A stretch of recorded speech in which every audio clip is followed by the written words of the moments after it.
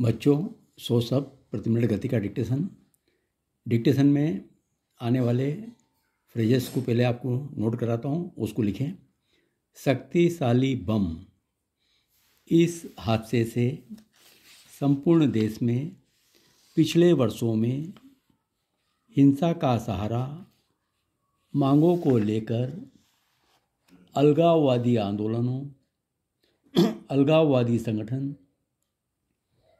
जन संघर्ष समिति, दिया जा सकता अखिल बोरो छात्र संघ इस कथन से हिंसक वातावरण किया जा रहा है।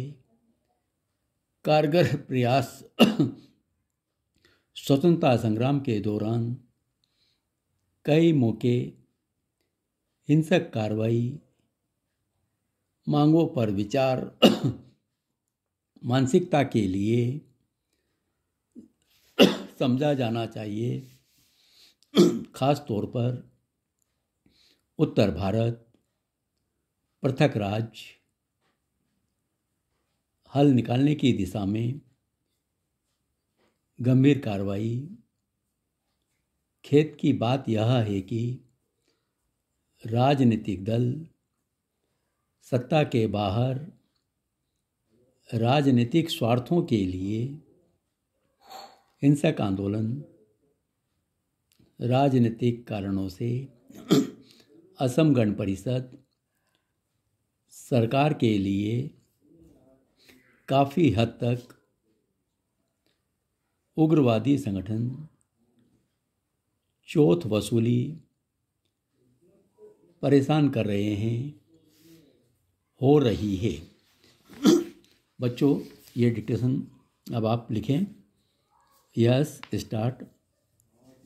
असम में गत मंगलवार को संदिग्ध बोरो उग्रवादियों द्वारा चलती रेलगाड़ी में रखे गए 2 शक्तिशाली बमों के विस्फोट हो जाने से 25 लोगों की मृत्यु हो गई और 50 से अधिक घायल हो गए।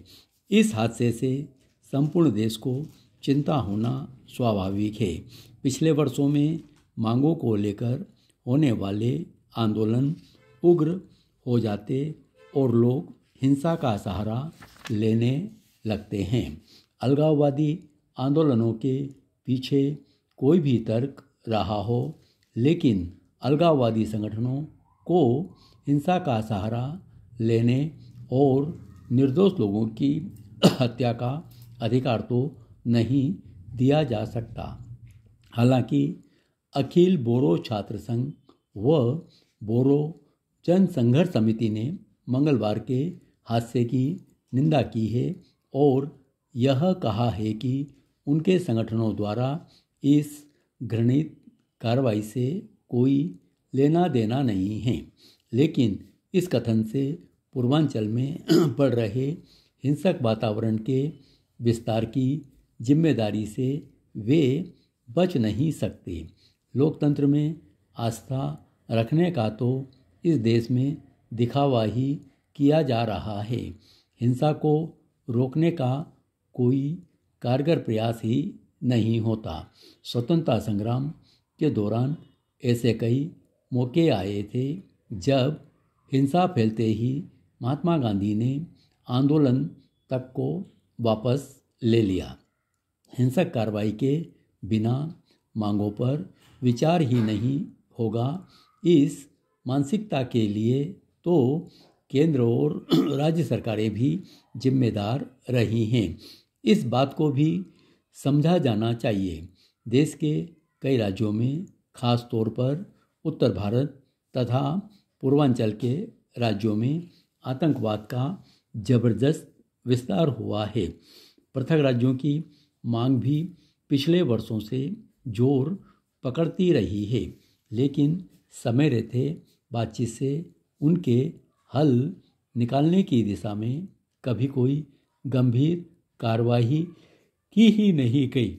ऐसा लगने लगा है कि सरकारों की नींद ही जब खुलती है जब आंदोलन उग्र रूप धारण कर लेता है या हिंसा बेकाबू हो जाती है।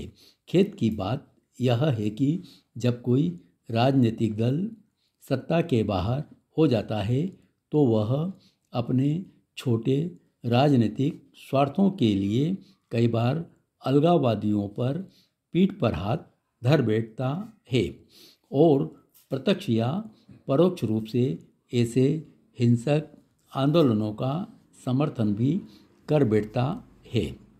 असम में उल्फा आंदोलन का राजनीतिक कारणों से कुछ राजनीतिक पार्टियों ने उसकी पीठ पर हाथ रख दिया था।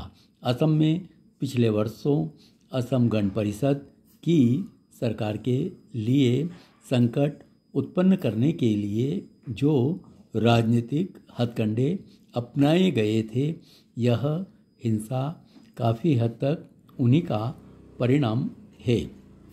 पूर्वांचल की जो उपेक्षा पिछले दशकों में हुई है, उसी का परिणाम है कि वहाँ क्षेत्रीय भावना अत्यधिक बलवती होती चली गई है। हालत यह हो गई है कि पूर्वांचल के बाहर का जो भी व्यापारी अथवा नागरिक है, वह अपने आप को आरक्षित महसूस कर रहा है। उग्रवादी संगठनों की चोट वसूली और अत्याचार से लोग त्रस्त हैं।